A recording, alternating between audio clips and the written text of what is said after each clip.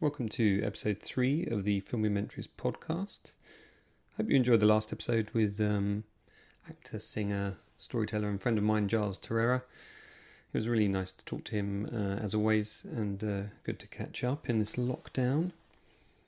This time we have an interview that I conducted during the lockdown as well with puppeteer and animatronics engineer Tim Rose. A good friend of mine from work, Dan, lined this one up for me. By some coincidence, he knew one of Tim's family members and kindly put me in touch. We actually don't live that far away from each other down here in the southeast of England. If circumstances had been a little bit different, maybe I would have gone and interviewed him on video as well. But as it was, I had a chance to speak with him over FaceTime. He recorded it locally on his iPhone for me as well, which was of great help. Tim was really good fun to talk to, actually. I really enjoyed digging a little bit deeper into what it takes to perform with puppets. Things got a little bit emotional at points, which you'll hear later on. Anyway, I hope you enjoy it, and I'll be back at the end of our chat for a bit more jabbering on, and maybe talk about what's coming up in the next episode. I can see your Labyrinth poster just up to your right there. Very cool. Yeah, it's the only thing I really have up in the house.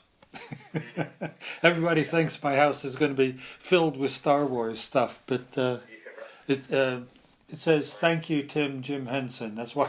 Ah, wow, that's very cool. We got given it at the wrap party, and I always remember my friend Jane asked me.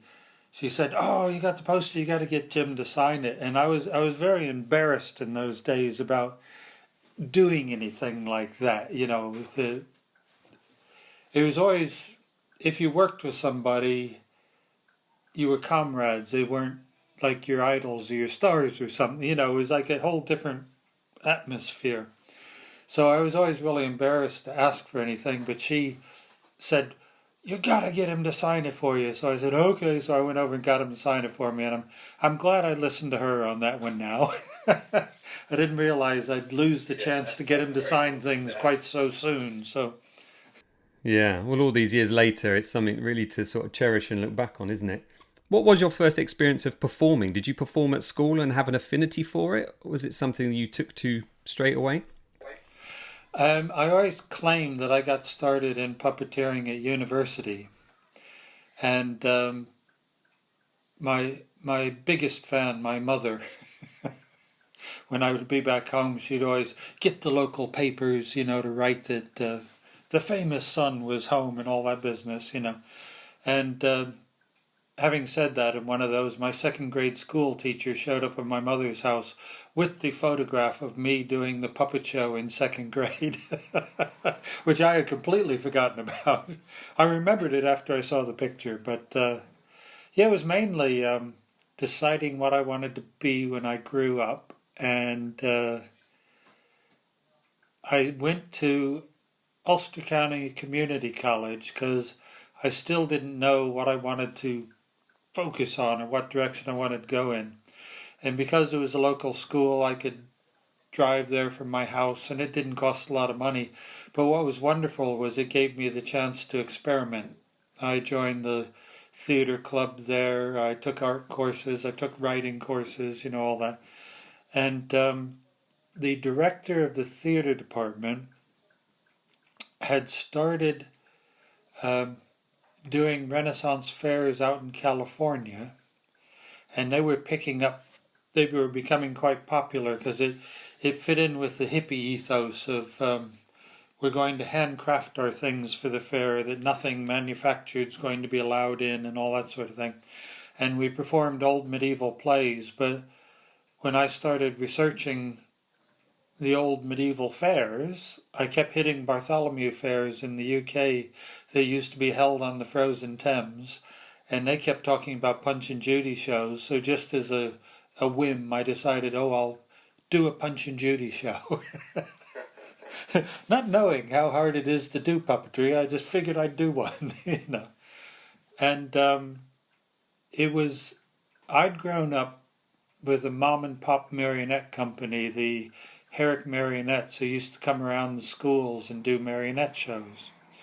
And I knew that they lived locally, So I went over to their house and knocked on the door and said, "Oh, I know you don't know me, but I was wondering if you could teach me how to make a puppet." Figuring that they would say, "Thank you very much, get out here, goodbye." And instead they invited me in the house and took me down to the cellar. And the walls were completely covered with marionettes in plastic bags going all the way back to their vaudeville days when they were my age. And when I saw these fabulous creations, I mean, I instantly fell in love with the puppets and everything on the walls. I want to make something like that. But it was also, I think, the fact that here was these two people who were doing something that looked like it was so much fun, but they were able to afford this nice house they were living in. And the whole thing, it's like, you mean I don't have to become an accountant to earn a living? Yeah. I can do something else and still earn a living? It was quite a revelation as a young man. And I found that with the puppets, I could sculpt, I could draw, I could act, I could, I didn't have to give up anything to be what I wanted to be when I grew up. It somehow ticked all the right boxes for me, so. Amazing. And when something like the Muppets arrived in your life, I bet that was a huge inspiration to you. And I mean, how did you feel when you first saw the Muppets? Oh, well, because I had become interested in puppets at that time and they were on our TV sets, I would sit on the floor 2 foot in front of the TV so I could see every time an arm rod came in and every time, to work out just exactly the mechanics and technicalities of how that was being done. Yeah, I mean, to me, many kids of my generation, I'm sure, would have reacted in the same way. To me, it kind of opened my eyes to a different form of entertainment, but I never really considered it as a young age how they weren't real, because there's something so captivating about the way those puppets were operated and puppeteered and designed as well. A lot of people assume that they were people in suits and... Yeah. I've heard a lot of interesting things from what kids saw and what they thought they were looking at. Most of them got it entirely wrong without technically how it was being done. But yeah.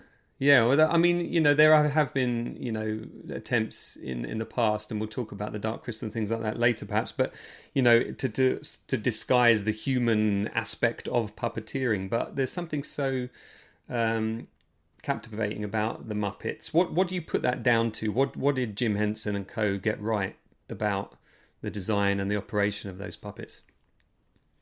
They talk about prostitution being the oldest employment in the world, but in fact they argue that puppetry was older than that. So there is a fundamental thing, telling stories with these inanimate objects that we then believe come alive. What the Muppets got right, Jim was a complete stickler for eye focus and mouth sync. If you saw that puppet, you had to believe that puppet was alive and those words were coming out of that puppet's mouth. And a lot of the mom and pop puppetry and things, it's like the puppets sort of stood up or they wiggled around, but they didn't have the that final touch of magic where you just believed every single movement that they did and you felt as if you could think what they were thinking. And that's yeah. It was a combination of it was Jim's performance and the performance of the people that he trained, and it was Don Saline who took Jim's rather rough puppet figures and gave them that final touch of class, gave them that perfect visual imagery that went along with the movement that created the final magic that people saw. Yeah, it is a big question, and I often think, I watch my daughter, one of my daughters now is 5, and she will watch the Muppets and she'll be just staring at Kermit longingly. She's in love with Kermit, and yet his only articulation really is that mouth and the hands and just the arms, isn't it really? There's no blinking, there's nothing else, but you are drawn in. Now there's a huge amount of movement in the hand. The Yeah. eyes go up and the eyes go down and the mouth curls and the Yeah, he there's gets little it. Yeah, like subtleties you there, say, for definitely, something but that simple, he gets an amazing amount of expression. yeah. And you ended up working with Jim on the Dark Crystal, didn't you? That must have been. I mean, is that still? I guess that must still be the most puppets ever existing in one project, right? I mean, that must have been a huge undertaking, a huge challenge. Yeah, I'm trying to think if there's anything since. Oh Mm. well, what was the American one? The What, Team America or Team something like that? America. Yeah, That was all puppets. yeah, that's true. That's true. But yeah, Yeah. I was trying to think, like you say, with that Dark Crystal. Certainly at the time, there had never been a movie told entirely by inanimate characters, as opposed to having actors with the puppets as background or also characters, with them. It was the pressure was on. I mean, I don't know if you've read any of the history of the Dark Crystal or how much Jim went through or how the producers tried to shut it down and Jim Mm. had to risk the entire company and buy the rights to his own movie just so he could finish making it and showing it and the risks the risks involved at the time were phenomenal.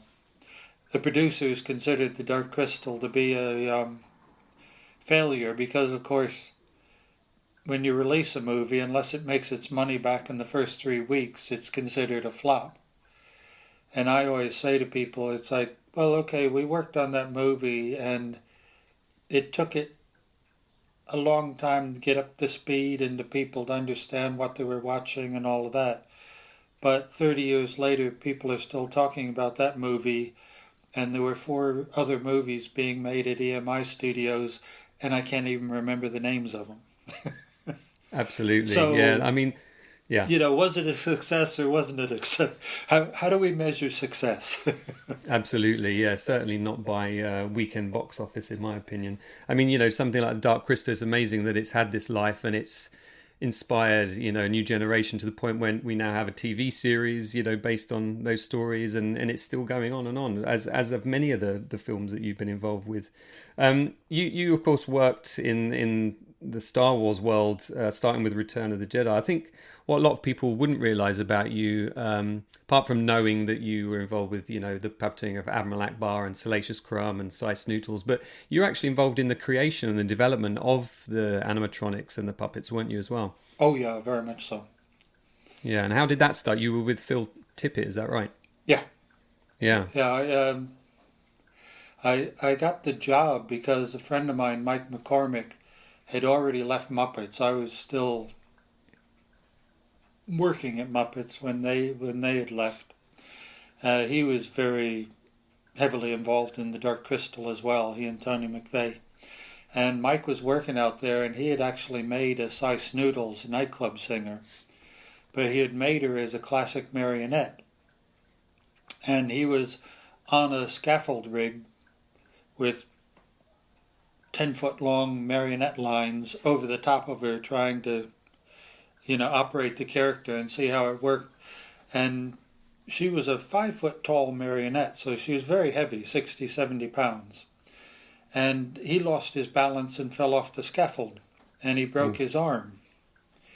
And that's when he called me up. I had just left Muppets because I was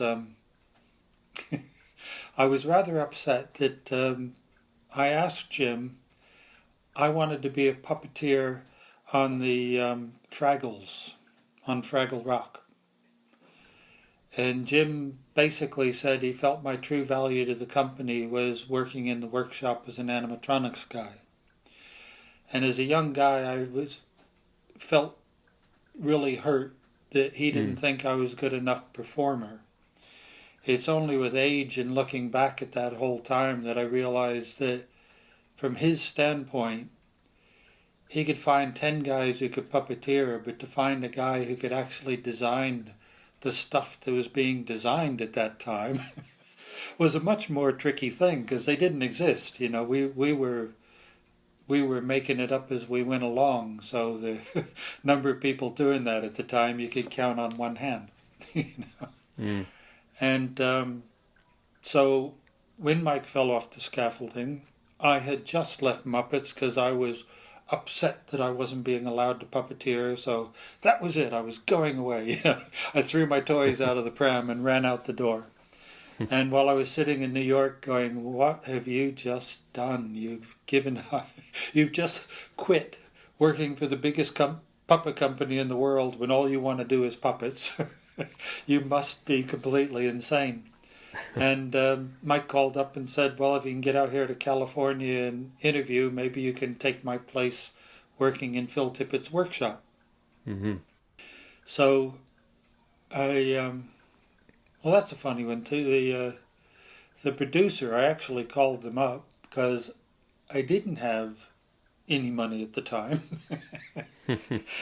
and asked if they'd be able to fly me out to California to do the interview because I was in New York City, and they said no, they didn't really feel that it was worth that much of an investment. So I made them a deal. I said, if I come out and interview and you give me a job on the movie, then you'll reimburse me for my plane ticket. But if you don't like me, then you don't have to pay me for the plane ticket. And as producers, they actually liked that. This guy's kind of cheeky, isn't he? We like cheeky chappies. So I flew myself out, but I did get paid back for the ticket because I got the job. Nice. And George Lucas and Jim Henson. George Lucas was involved in the Dark Crystal, involved in the Labyrinth. He and Jim were very closely associated with each other.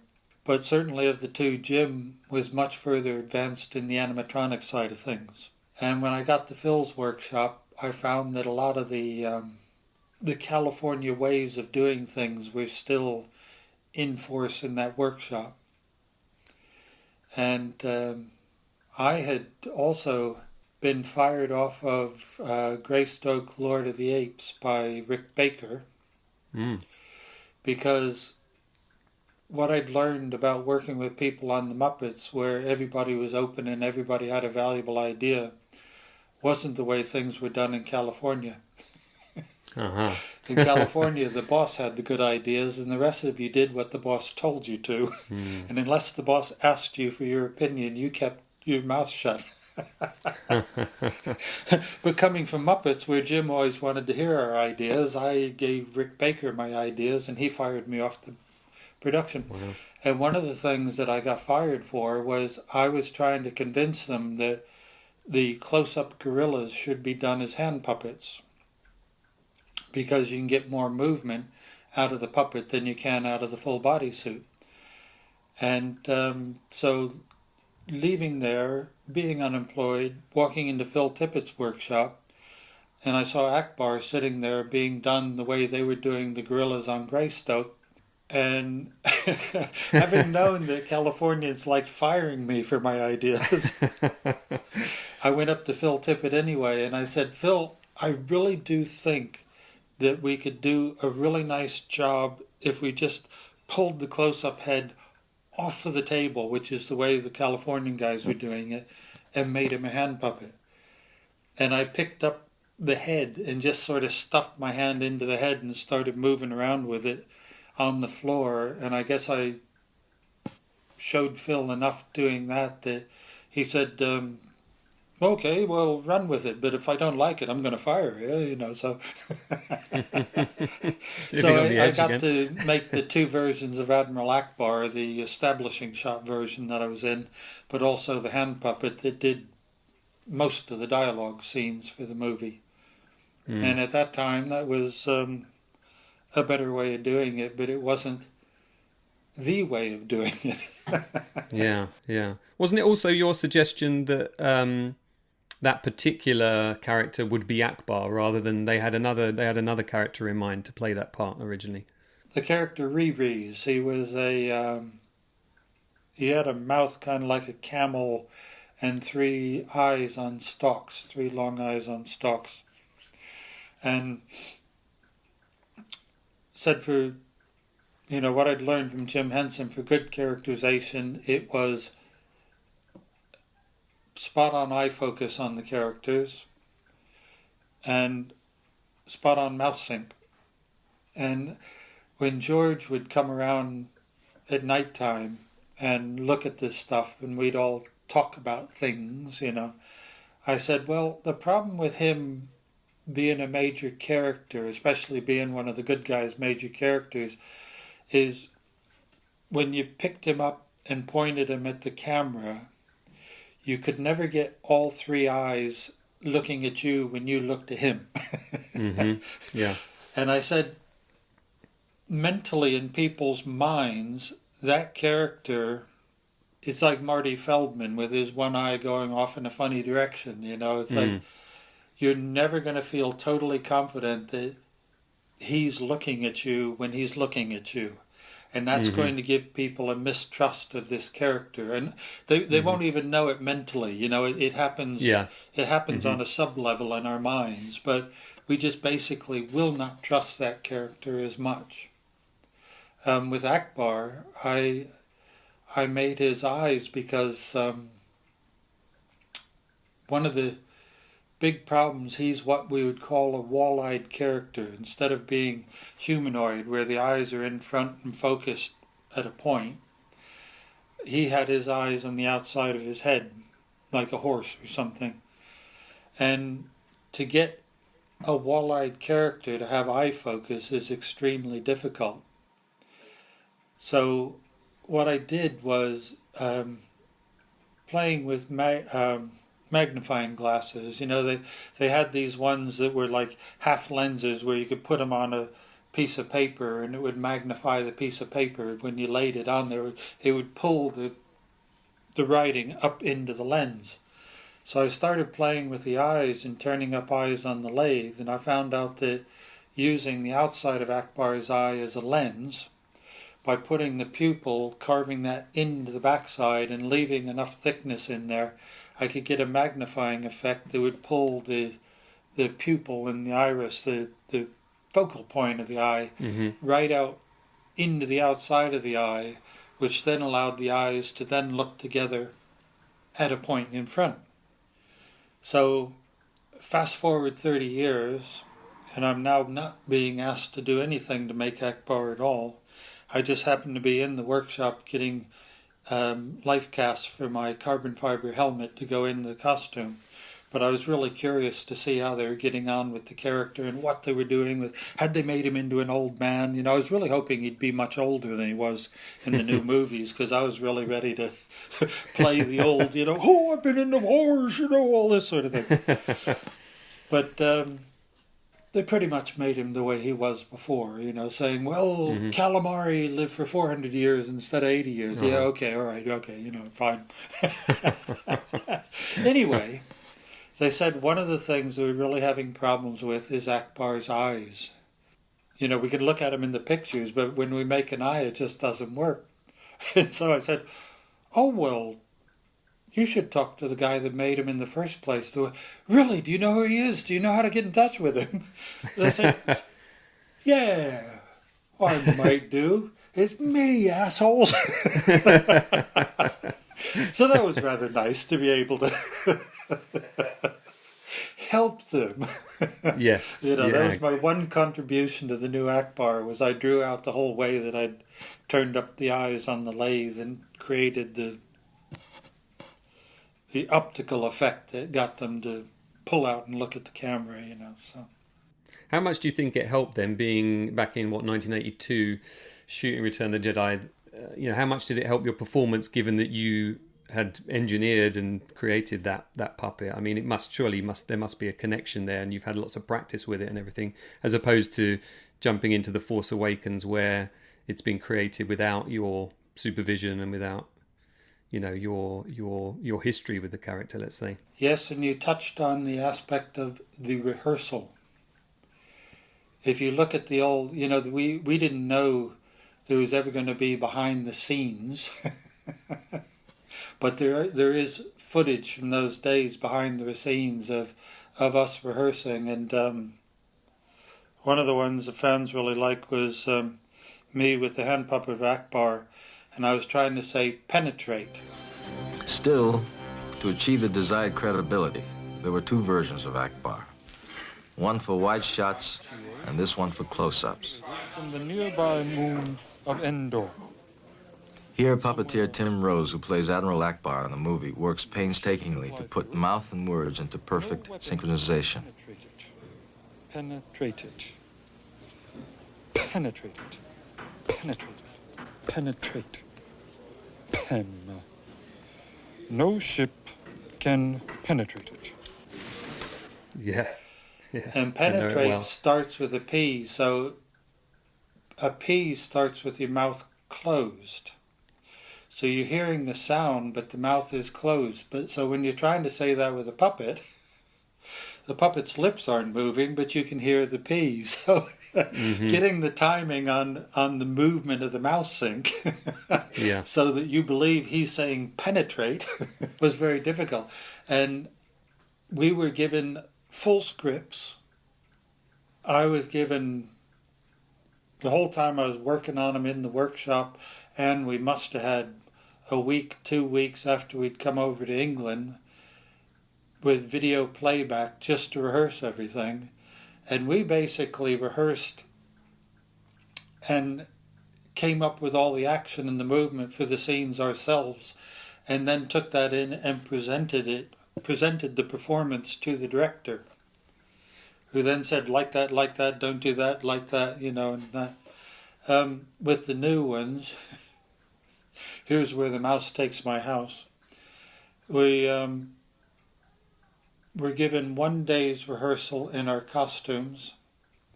It was the first time in 30 years I came onto set and didn't even know where the eye line of my character was. We weren't allowed, in our 1 day, we weren't allowed to have videos because they were so terrified that anything would leak onto the internet before the thing. That the whole fundamentals of how we rehearsed our performances and how we did our performances, they chopped our legs off. And I even set up a interview. I asked if I could talk to J.J. Abrams, who's a very busy man in the middle of filming, I can assure you. He has exactly 2 seconds, so you have 2 seconds to say what you want to say.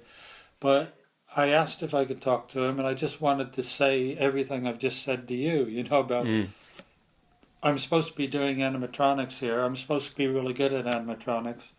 And I'm feeling like a complete fool because I don't even know if I'm talking to John Boyega or I'm talking to his chest, because I don't know where my eyes are, the most fundamental thing of Muppet performance.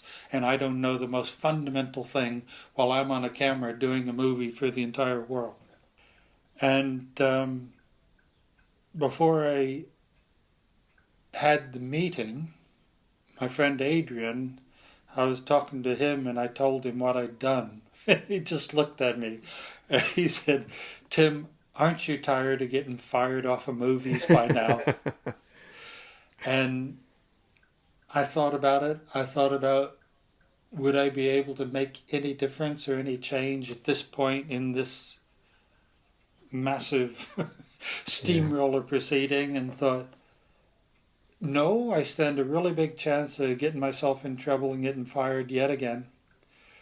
And probably very little chance of helping.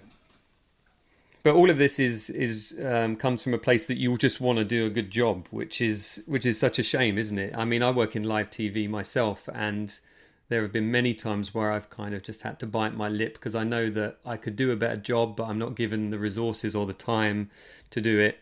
And in some ways, it's a pride thing as well, isn't it? You just kind of have to give up that moment of pride and just kind of go, okay, it is what it is. I can't, maybe next time, but then next time you meet similar challenges. Mark Kermode's film review was on this morning, and he's doing a review of films you can see in lockdown. And one of the ones that's been released for lockdown was the new Cats.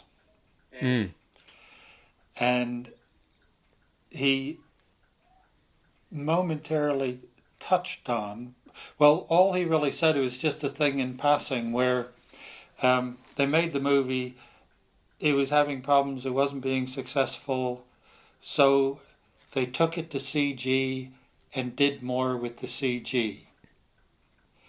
And I just went, well, exactly. Because over the course of my career, the first thing that went away was our rehearsal time. It used to be that when the camera turned over, when that 35mm film was running through, that was the most expensive time of making any product. So you rehearsed everything. Everybody knew what they had to do, so you could do it all in one take. Because that was the way to save money, was do it in one take, rehearse the hell out of it, and then do it in one take. And at some point, the rehearsal started going away.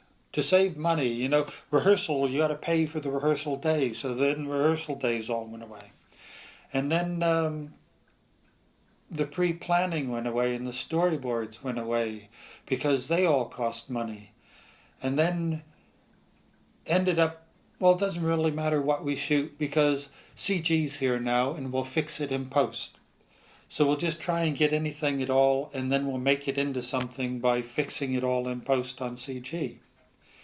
And that was exactly, that was the end ultimate.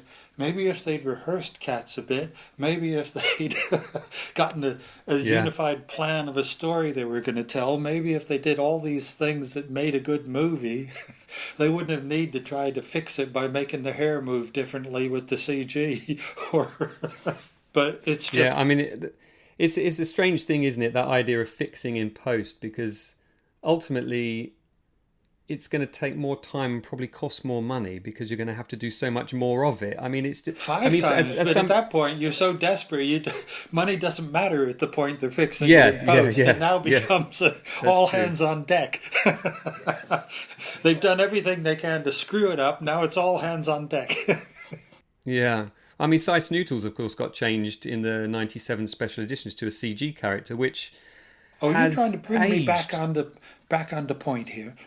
But it's aged terribly, hasn't it? I mean, it from 90 the CGI version of Cy Snootles from 1997 has aged terribly. I mean, I'm still fortunate enough to have the original versions of the films on DVD and things. So to me, the performance that you were involved with Mike Quinn, right, at the time, was it, with Cy Snootles? Yeah, that to me is the much better performance. A, it's a better song. B, it's a better performance. And C, I think there's a tendency with computer graphics Thank you for for people to saying get that. It was one of carried away. It was one of our next worst performances. Because she was a reverse string marionette and because the lines could get hooked in the train tracks and the floor, everything could be going really well and you just caught a line or you missed some coordination between the two of us, and she just lost all believability and all life and went into complete, I'm not allowed to say spastic mode anymore, but I don't know what you're allowed to say now, but she lost her life and just looked stupid and not lovely. We got it so with rehearsal we could do 1 out of 12 takes we could do really well. And when we got the camera, we did the first take, which was terrible. I mean, really abysmal. Couldn't everybody see that this take was unusable? Well, the director said, moving on. And I had to say, please don't let this be. After all the work, all the rehearsal we've done, don't let this be the moment that goes down in history as Cy Snootles. And they gave us take 2, which was better than the first take. But it wasn't the 12th take that we knew was there and we'd seen in rehearsal and we knew we could do again if we just got time. Now, Jim Henson, he would, all of Jim Henson's movies are edited together magic moments. He had what he called the magic moment, and that's, you've got brilliant sets, you've got a brilliant crew, you've got great performers, you've got great characters, and they all come together and you're just trying to shoot the script. But all of a sudden on this one take, somebody does something or it just coordinates with this other person doing their thing or something happens. This magic moment happens and it all comes together and then you know it's ready to move on. And he would give 30 takes, 50 takes. It's what it took. The producers are ripping their hair out. They're all bald by the end of a Jim Henson movie, but he didn't care because he knew that in the end, when we edited it all together, it would be something that people would want to see, you know. Mm-hmm. My favorite story was Great Muppet Caper. Frank Oz, who did Miss Piggy, he was in Diana Rigg's office and she was away, and Miss Piggy was pretending to be the boss instead of the secretary, you know. She had her little dance routine and she had to dance around the room and trip over the bin, I think, or fall into Diana Rigg's chair. And on take 78, because Frank, if he didn't like a take, because he knew that people would move on even if he didn't like a take. So if Frank didn't like a take, he would just whip the puppet out of the bottom of the shot, ruining the edit, you know, to make it impossible to edit that into the movie. And on take 78, Jim decided that the clapperboard was upsetting Frank because he was also a co-producer on the movie. So he said, what we're going to do is we're going to call this a new scene, and we're doing take 1. And at take 34, we got the shot the way Frank wanted it done and moved on. So 78-34 is 100 and... Blah, blah, blah, yeah. But that's why those movies are still watchable, because every single edit in those movies is take whatever it had to be to get what we were trying to get.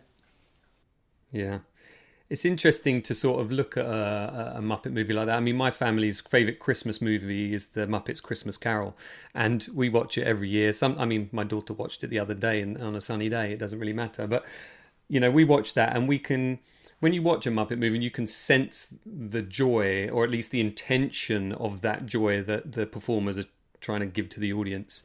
I mean, do you feel that joy when you're puppeteering? I mean, you've just described there like 100 and something takes. There must be a lot of determination involved, a lot of resolve to get to that point. No, we're just having that much fun, and it comes through on camera. Well, that's good to hear. I think obviously you're talking about very highly skilled professionals, and they're doing their best.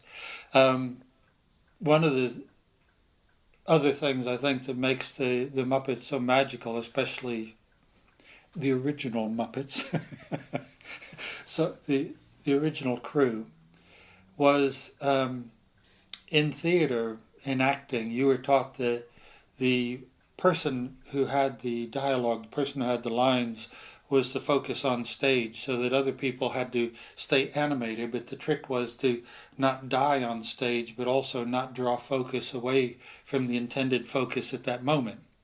Mm-hmm. And then I went to work for Muppets. And in Muppets, the law of acting was, you better do something funnier than me, because I don't care if I'm the third character back. If I do something that draws focus, it's because you ain't doing your job well enough. So there was that camaraderie, but also professional competition of, you better be funnier than me or I'm going to steal your scene. That's great. You can sense that, though. That's happening all the way through all those characters in there. They're all trying to get you to look at them. Everybody bringing their A game to be to reach the top there. My favorite story of that one that I have to tell was Michael Caine went with the Ghost of Christmas Past, and he goes to the cemetery, and I think he sees the name of the woman that he let go, that he should have married but didn't, or something.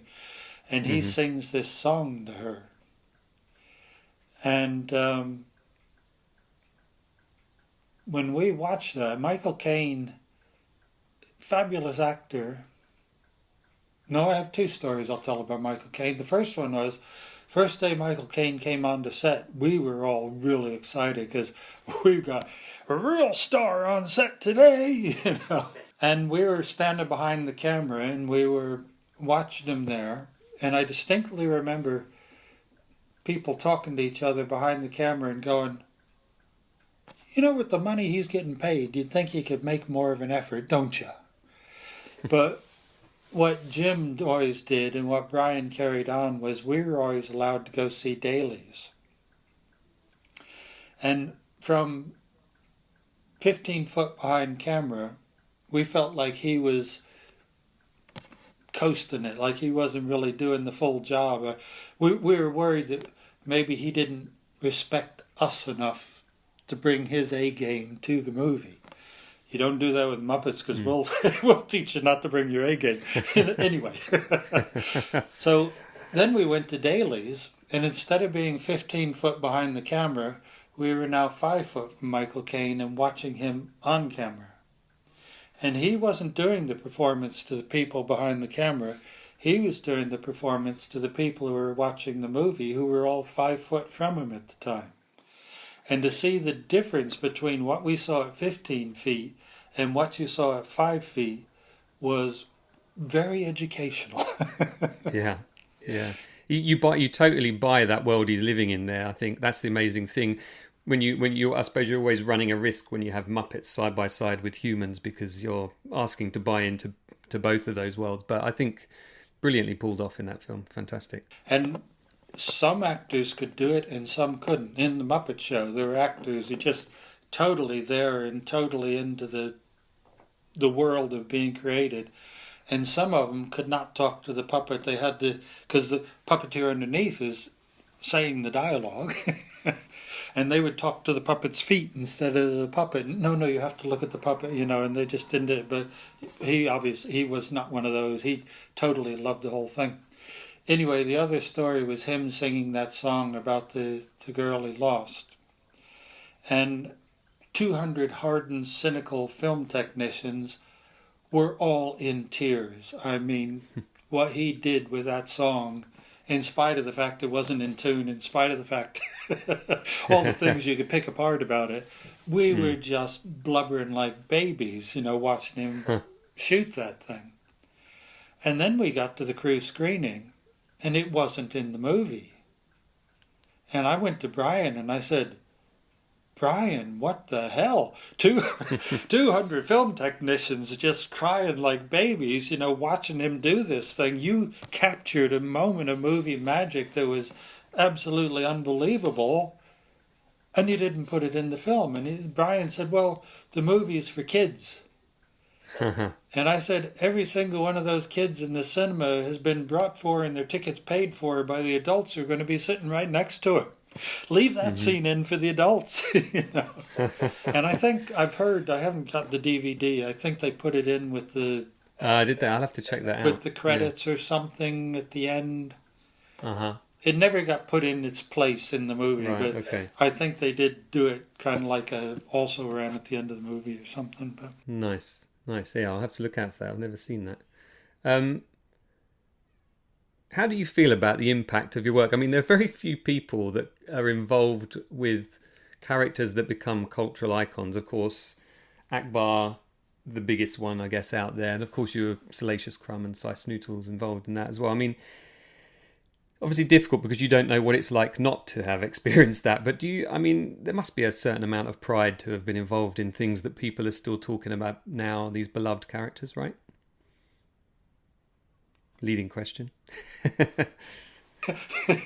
Yeah. From an animatronics point of view, the one I was always proudest of, and I didn't care that he bombed in the cinema, and that was Howard the Duck. Yeah. Because really effective. I watched it back. I was doing Wizards versus Aliens. I built this character, the Necros King, the head of the aliens, and also got to puppeteer him. So that's my favorite, is when I get to build something and take it through to performance, like I did with Ackbar.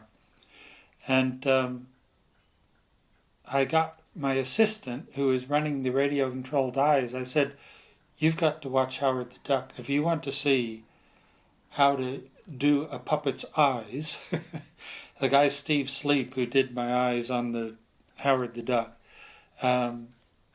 he just it's timing. It's like good comedy, it's all in the timing. And I mean the timing of the eye moves. All it is universal eyes and eye blinks. I don't think we even had eyelids that followed the eyes like the later versions of animatronics did and all that. It was just hitting it at the right moment that kept that character alive. And in spite of it, I didn't even particularly care about how the character looked. I tried to change his looks actually before the movie, but we kept him alive in every single shot. Mm-hmm. And with Ackbar, absolutely. we kept him alive in every single shot. And for us, that's it's the difference between puppeteers and actors. Is when I was doing my own puppet shows, I'd do my Punch and Judy show that I'd done for the Renaissance Fair, and all the puppets would bow and all the people would applaud, and then I'd come out to take my bow and would you get out of the way? We're trying to look at the puppets, guy. Now, of course, an actor would be very upset by that because their ego needs to be the thing. But for puppeteers, it's like our biggest compliment is when we disappear from your minds. Yes. Yeah. When you totally buy into the illusion that we're trying to create for you, you forget that we even exist. And that's the ultimate compliment, is for us to be invisible. Oh, so that was actually the answer to your original question, because being a part of the iconic character, it's not me, it's him. And I'm very happy that I was able to be involved in creating that little bit of magic, so. Yeah, and I was going to say, watching these movies with my kids, my 5-year-old, we watched Return. It was my birthday in June last year, and they said, okay, we're going to watch a Star Wars movie today for Dad's birthday. They picked Return of the Jedi, and my youngest had never seen it before. And that part where Admiral Ackbar kind of slumps in his chair and, that he has that little emotional moment when the Star Destroyer is destroyed, or is it when the Death Star's blown up? One of those bits. She said, I don't know if he's happy or sad. I think he's happy, but he looks sad. But he is happy, isn't he, Daddy? I said, yeah, that's a moment of relief. Do you know that word, relief? And you just think about those little moments that you managed to pull into that performance. Whether that was, you're going to say yes, right? That was an intentional thing, or was it a directed thing? Was it something you ad-libbed there? Because it really still has resonance, that moment. I have an answer that I've said before. Okay. It was actually a question from my friend It's the scene Pete. with Ackbar and the moment in the movie that I am the proudest of. Mm. The reason being that I'm just the right age, that I came within... in America in the Vietnam War, they got complained. There was a lot of complaints that it was all the blacks and the farmers who were going over there and getting killed, and anybody who could go to university was getting out of it. So they started doing the draft process by lottery. And everybody who was of legal age got given a lottery number, and you had to go get the newspaper and find out what the numbers were that week. And if you were above the number, then you still got to go to university. And if you were below the number, you got to go down to the draft board. So I came within about 100 people of being above the number, so I didn't have to go down to the draft board. So I came that close to being drafted. And of course, that war caused very strong reactions in America. Mm-hmm.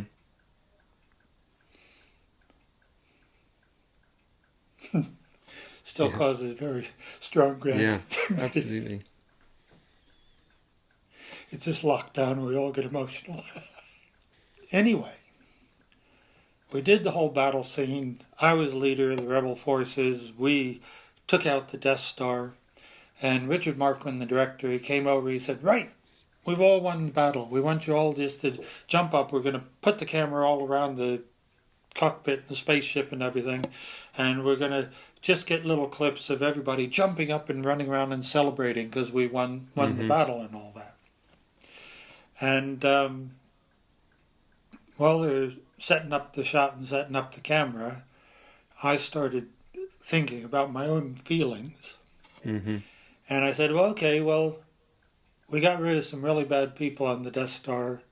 We also got rid of a lot of people who were just chose the wrong place to get a job, who were just trying to send money home to the family.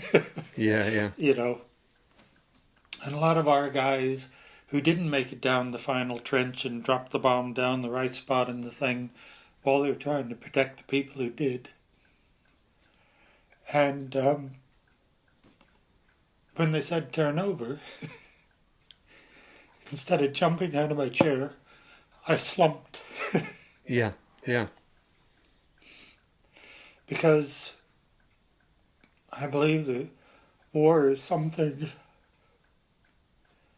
to be proud of, but not to celebrate. Well said. Massive difference. Yeah.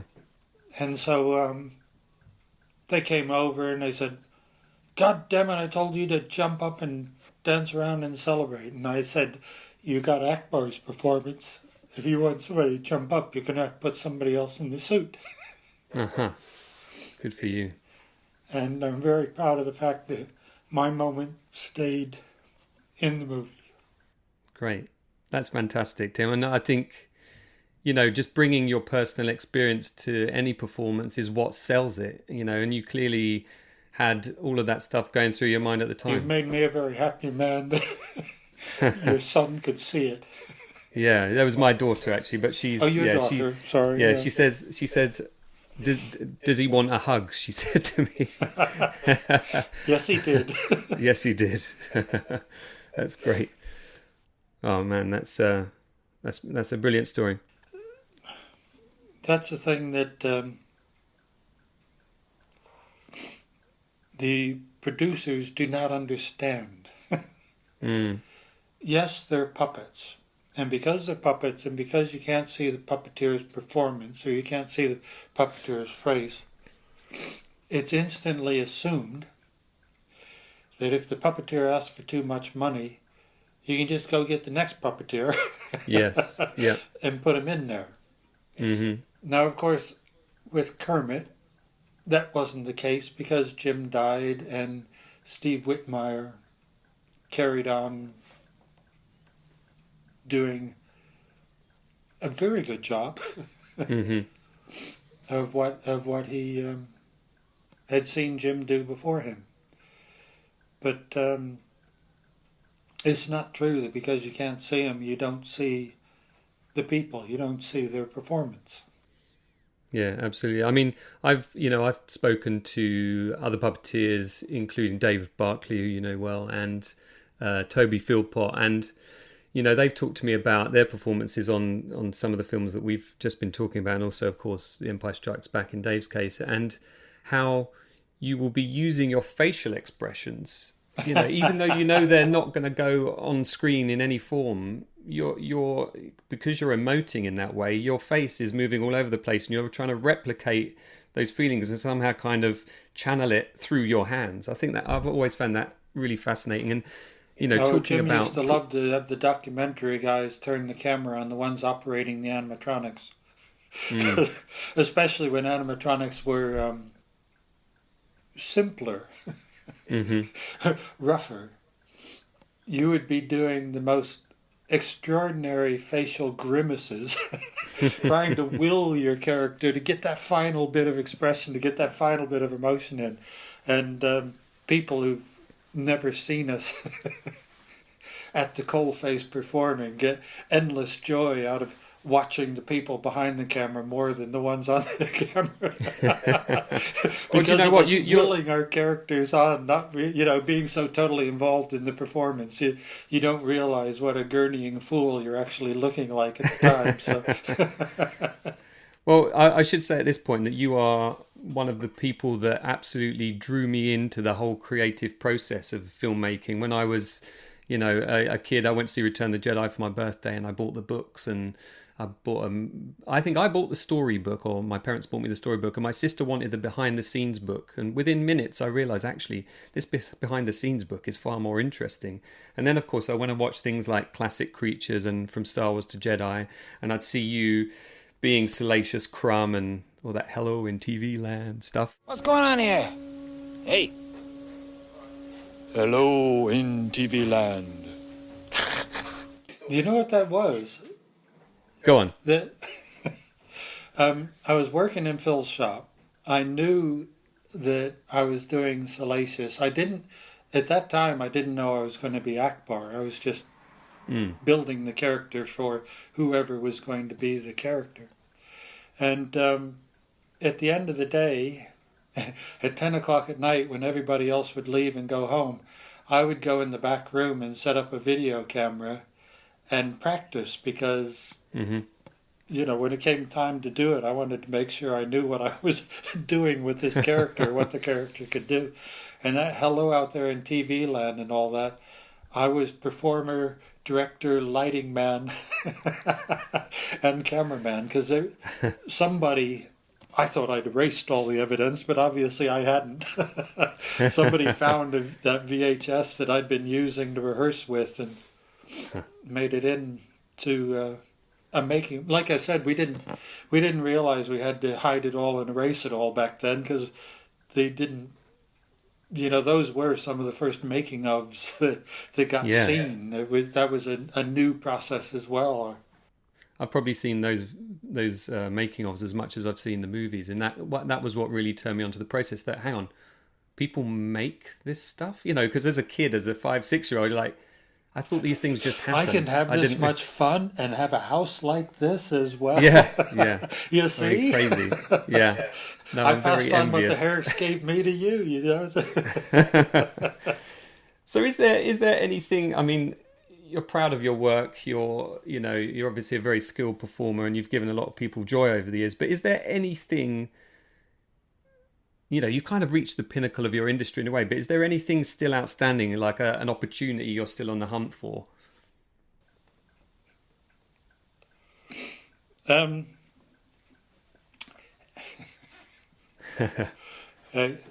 describe it as waiting for the Messiah. Mm-hmm. When the animatronics came along, this old special effects guy said, "Yeah, you animatronics guys, you know, everything now is everybody wants animatronics in their movie as well, but there's a honeymoon phase, you know, everything has to be animatronics, and then it'll just take its place in the arsenal of filmmaking, and there'll be times when that's the thing to do, and there'll be times when another method is the best way, and all that, you know, it'll just take its place." And then when animatronics got replaced by CG, I was waiting for the honeymoon phase to get over and it could take its place. And unfortunately, that hasn't happened. And I'm been waiting for the Messiah. I was hoping it was JJ and it wasn't. Then somebody who understood animatronics and understood CG and knew when to give the job to which. And animatronics has a lot of things it can't do, but it has some things it does so much better than CG. And I would love to have the opportunity to prove what I say is true, as Phil Tippett gave me the opportunity all those years, but I'm kind of losing hope now that I'll get the opportunity. We were filming a scene in one of those movies recently where the animatronics characters, there were 7 characters who were just part of the crowd scene of this movie, and because the animatronics builders always try to do the best thing they've ever made, these characters were better than anything we ever had to film with ever in our careers. Yet any one of them could have been chosen as the next Admiral Ackbar, to be a whole scene to himself, to be a whole strong character, to carry the plot line along. And in the end, not one of those characters was even in the movie. Out of boredom and desperation, we were writing our own sub-movies, and because we controlled, we were running the faces and the people in the suits, and we were talking between ourselves and everything, and we were writing our own sub-movies that we were filming in the backgrounds and carrying on and everything. And it was Anthony Daniels came around, and we said, "Oh, Anthony, have a look at this, what we did." And we showed him this one scene that we'd created. And he went, "Has the director seen this?" We said, "No, he never comes and talks to us." "He's got to see this." And he went away and he disappeared. But the director never showed up, and he never saw any of the stuff. And that's what I'm trying to say.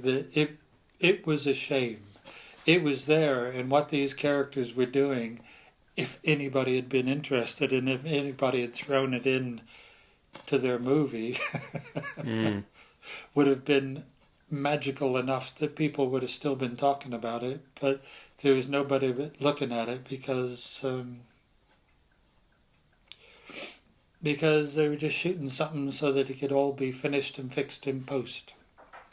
Yeah. What is it that's missing? Without wanting to say anything detrimental towards J.J. Abrams or to Rian Johnson or anyone, but don't get me wrong. No, I know, but I the point...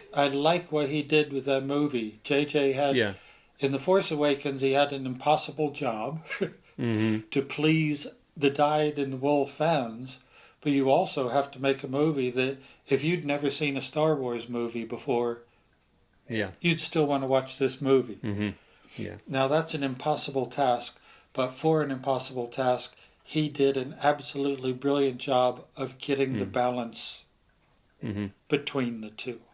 I agree. Yeah. I just wish that there'd been a bit of time to discuss things and show possibilities like I was allowed to do originally with the people, but that doesn't happen now.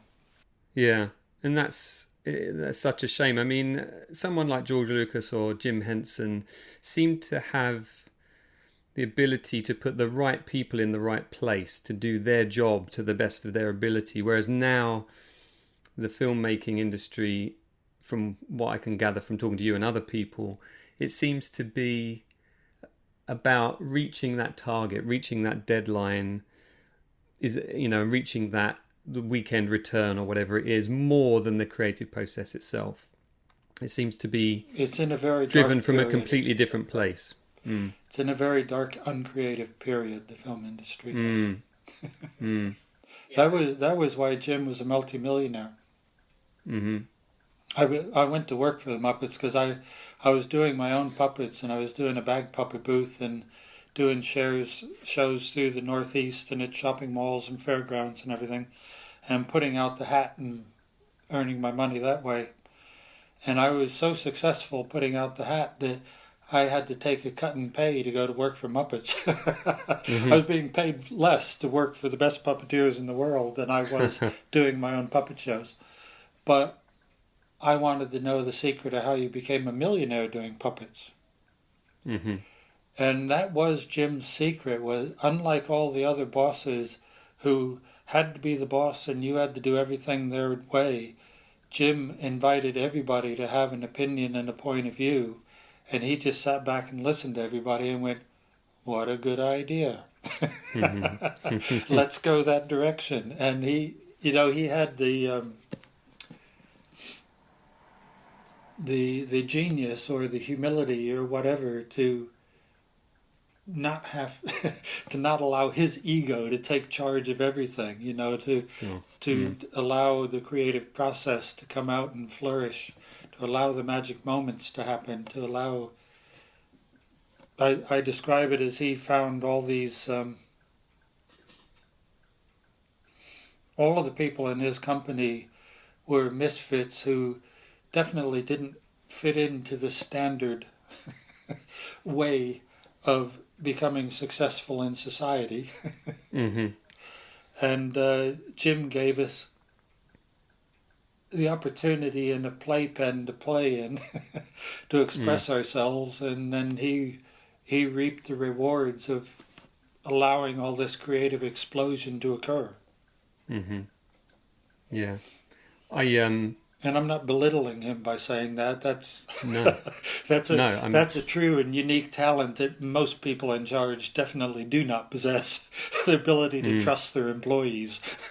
Yes. Yeah. No. I mean, it's happening. I mean, it's everywhere in my industry. You know, I'm a freelancer myself, and I've in this lockdown period, it's become very apparent to me. I know it causes a lot of stress. Huh? Domestically and financially, but always stay freelance. Yes, yeah. But what I was going to say is this period of time here, this lockdown, has really made me kind of realize who it is I want to go back and work for and who I don't want to go back to work for based on their reactions to this situation. Some companies have just cast me aside along with other, a huge amount of other freelancers, no contact, nothing. Others have been phoning up on a fortnightly basis, weekly basis. How are you doing? How's the wife? How's the kids? Is there anything you want to chat about? Not that I feel like I need a counsellor, but, at least they're saying things like, when things do get back to a situation where we can go to work, we want you to work with us because we like working with you. And the difference that can make, being valued in what you do is incredible. And all power to people who take the time to make that happen. But it's great that there's people like you that are willing to give their time and energy to talk to the fans, and I really appreciate the time you've taken today. I've really enjoyed that. That was great. Well, I love hearing the story about your daughter asking about Ackbar. So yeah, I'll tell her that he did need a hug. Very definitely needed a hug at the time. Yes.